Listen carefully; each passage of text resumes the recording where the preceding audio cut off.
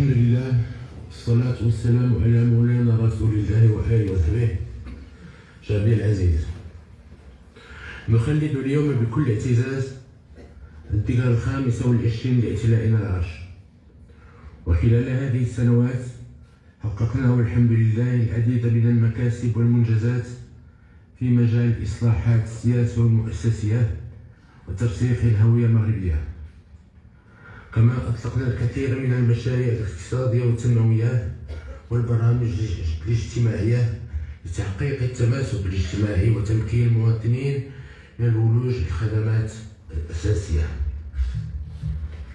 وعملنا كذلك على تكريس الوحدة الترابية وتعزيز مكانة المغرب كفاعل وازن وشريك مسؤول وموثوق على الصعيدين الجهوي والدولي.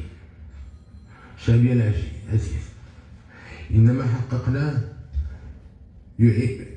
يعطينا الثقة في الذات والأمل في المستقبل، إلا أن التحديات التي تواجه بلادنا تحتاج إلى المزيد من الجهود واليقظة وإبداء الحلول والحكامة في التدبير.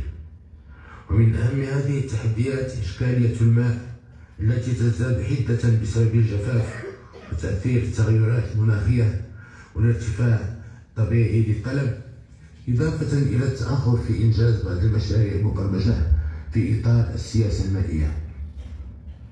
وتوالي 6 سنوات من الجفاف أثر بشكل عميق على الاحتياطات المائية والمياه الباطنية، وجعل الوضعية المائية أكثر هشاشة وتعقيدا.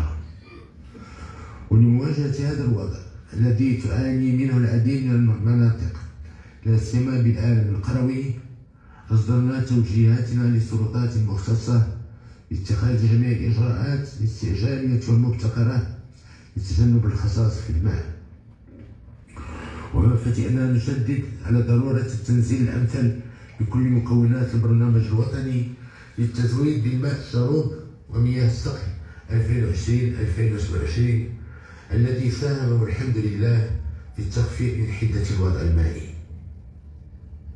ونظرا لتزايد الاحتياجات والإكراهات، نلح على ضرورة التحيين المستمر لآليات السياسة الوطنية للماء وتحديد هدف استراتيجي في كل ظروف والأحوال، وهو ضمان الماء الشروب لجميع المواطنين وتوفير 80% على الأقل من احتياجات السقي على مستوى التراب الوطني.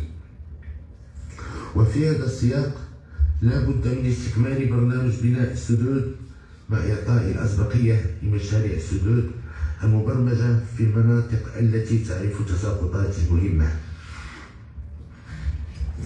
وطبقا لمنظورنا الاستراتيجي الإرادي والطموح، ندعو لتسريع إنجاز المشاريع الكبرى لنقل المياه من الأحواض المائية من حوض واد لو واللوكوس إلى حوض أم الربيع، مرورا بأحواض سبو وأبي أطراق، وهو ما سيمكن من الاستفادة من مليار متر مكعب من المياه التي كانت تضيع في البحر.